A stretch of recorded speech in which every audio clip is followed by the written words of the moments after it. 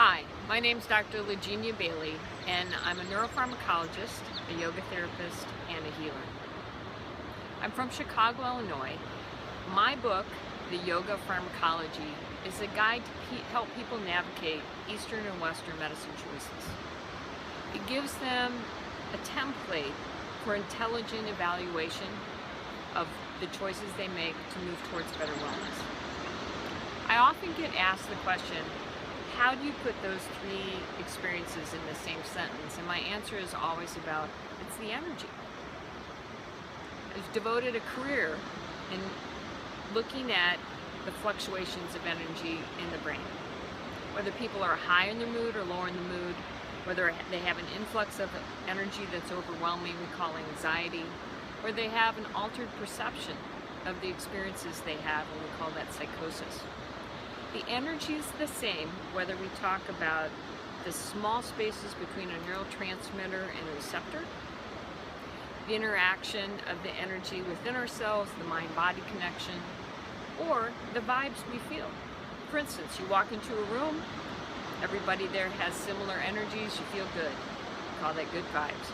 You walk into a room, the connection is not so good, we call it a bad vibe.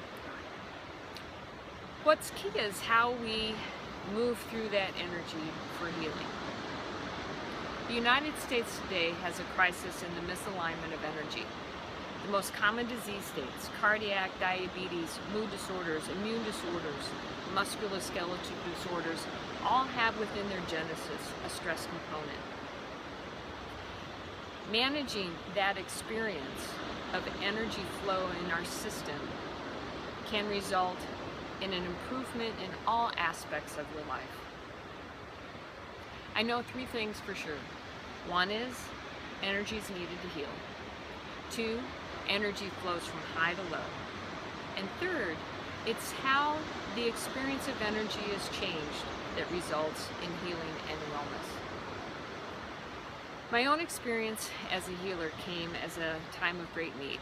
My beloved of 17 years called me and was at the doctor's, and the words were, LG, the doctor says I have cancer and it's bad. It was stage 4 cancer, and it had already metastasized to the bones and other areas of the body. It was a throwdown. It broke things. We did everything we could from a Western medicine perspective. We went to Houston, we looked for new treatments. And what I found was, on that third time we returned home from having a titanium plate placed in one of the extremities, the pain was unabatable from the standpoint of a Western medicine perspective. Fentanyl, which is 300 times the power of morphine, did not touch it.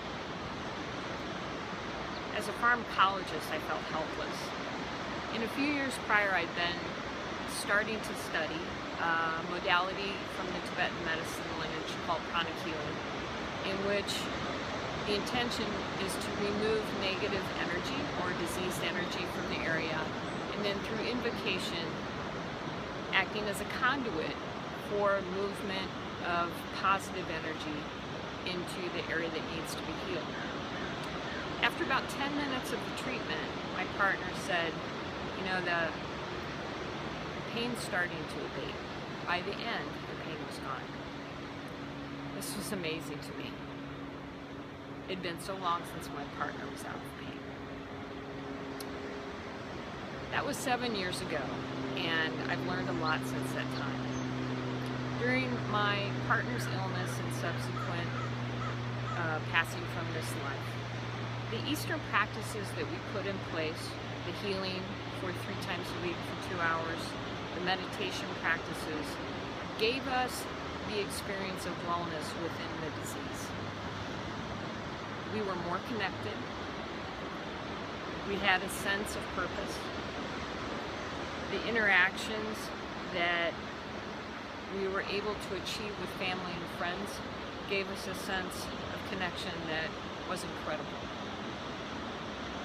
And I've come to believe that wellness may not necessarily be without symptoms, but it does mean to live life to the fullest, to be in line with vertical living or connection to the divine, and to live and know and move towards your purpose in this lifetime, the soul's calling, the soul's divine experience.